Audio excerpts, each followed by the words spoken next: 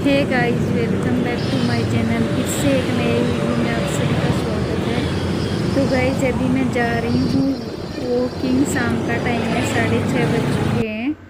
तो देखिएगा मैंने क्या क्या किया वॉकिंग पे जाते समय, रास्ते में क्या क्या हुआ मेरे साथ। तो बने रहिएगा, पूरा व्लॉग देखोगे ना तब पता चलेगा कि मैं क्या क्या किया मैंने और क्या क्या हुआ मेरे साथ आज। तो गाइस, यहाँ पे ये जामुन बेच रहे हैं भैया। तो इसके पास मैं अच्छे से जामुन दिख रहे थे, बहुत ही अच्छे थे, मीठे भी थे हालांकि बहुत, पर महंगा दे रहा था बहुत ज़्यादा। 60 का पाव 250 दे रहा था, 60 रुपये का 250 ग्राम। पर चलो, ये भी मेहनत करके लाते हैं। पर मुझे जामुन बहुत ज़्यादा पसंद है तो मैंने लिए भैया से, आधा किलो लिए। तो भैया ने 100 का आधा किलो दे दिया। वैसे तो 60 का 250 बोल रहा था, पर 100 कम इन्होंने 500 ग्राम दे दिया। बहुत ही अच्छे मीठे जामुन थे। एक चक्के भी दिखाया, उन्होंने बोला कि चख लो मैडम, तो मैंने चख लिया एक। तो बहुत ही मीठा लगा मुझे। वैसे भी मुझे जामुन बहुत ज़्यादा पसंद है तो मैंने ले ही लिए, आधा किलो ले आई। तो ख़राब ही नहीं थे, एकदम ताज़े ताज़े जामुन थे तो ले लिए। और हमारी हेल्थ के लिए भी बहुत अच्छे होते हैं। और सबसे ज़्यादा मुझे जामुन पसंद है, तो जहाँ भी मुझे जामुन दिख जाते हैं ना तो मैं ले ही लेती हूँ। और बच्चों को भी पसंद है, तो मैं घर पे आके माँ बेटे ने खाए तो अच्छे लगे। खट्टे भी नहीं थे, कोई कोई खट्टे निकल आते हैं, पर ये तो एकदम से मीठे ही जामुन थे। और वैसे भी खाना चाहिए सबको जामुन, इनमें बहुत प्रोटीन होता है, विटामिन सारे, बहुत सारे बेनिफिट है इनके। तो यहाँ से मैंने ये आधा किलो जामुन ले लिए और आगे बाद में निकल पड़ी हूँ मैं। तो एक भैया और आ गए, उन्होंने भी आधा किलो लिया। एक बहन और आई फिर से, उन्होंने भी 250 लिया। तो उसको पता नहीं क्या भाव दिया। वो जिद कर रही थी कि अंकल इतना नहीं इतना नहीं, वो कम करवा रही थी, हिसाब से बोलो, जायज़ बोलो, ऐसे कर रही थी वो। उसके बाद साथ तो वो भैया बोले कि हाँ आप दे देना दे देना। वो सोचे कि इनके सामने तो हम बता नहीं सकते, फिर ये भी कम करवाएंगे। तो पर फिर मैं तो चल पड़ी, और पता नहीं उस बहन ने क्या दिया नहीं क्या दिया। चलो, अपनी मेहनत से अपने बच्चे पालते हैं, बच्चों के लिए कमाते, तो ये भी दिन भर पूरे दिन धूप में गर्मी में बैठे रहते हैं, तो ज़्यादा क्या जिद करना, दे दिया मैंने और चल पड़ी मैं वॉकिंग पे। और गर्मी में इतना पसीना पसीना हो रखा बहुत ज़्यादा। तो गाइस, गांव से आने के बाद ही मैं ना 2-3 दिन हो गए, 3 दिन के बाद में आज पहला दिन है मेरा वॉकिंग पे।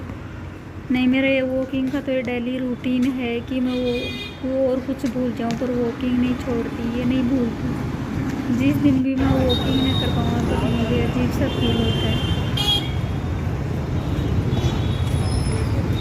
और गाइस, यहाँ पे इतनी भयंकर वाली भीड़ है, आप सोच भी नहीं सकते।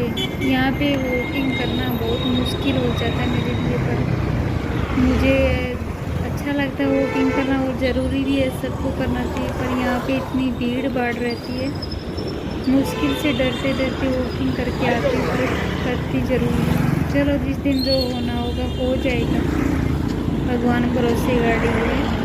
जो कुछ होना है वो तो पहले से ही तय रखा निश्चित भगवान ने, किस्मत में लिख दिया है, तो वो तो होके ही रहेगा, चाहे किसी भी बहाने से हो। तो अपना काम तो करते रहो, लगे रहो, जो होना होगा देखा जाएगा, जो भी हो। एक दिन तो जाना सबको है, तो चलो कुछ भी हो। पर वैसे एक बात है, यहाँ पे इतनी साफ सफाई रहती है और सड़कों पे इतना साफ सुथरा है, तो बहुत ज़्यादा अच्छा लगता है। वैसे अच्छा भी लगता है, पर भीड़ भाड़ में डर भी लगता है। वो डर तो मुझे एक दिन पर मैंने एक्सीडेंट होते हुए देख लिया। एक लड़की को बाइक स्कूटी लिए जा रही थी और गाड़ी वाले ने इतनी भयंकर वाली टक्कर मारी, तो उसके बाद मुझे इतना डर लगने लग गया। तो पर डर से क्या होता है भाई, जो करना है तो करना पड़ेगा। वॉकिंग हमारी सबको ज़रूरी है, तो करना चाहिए, पर अब डर के भी क्या होगा।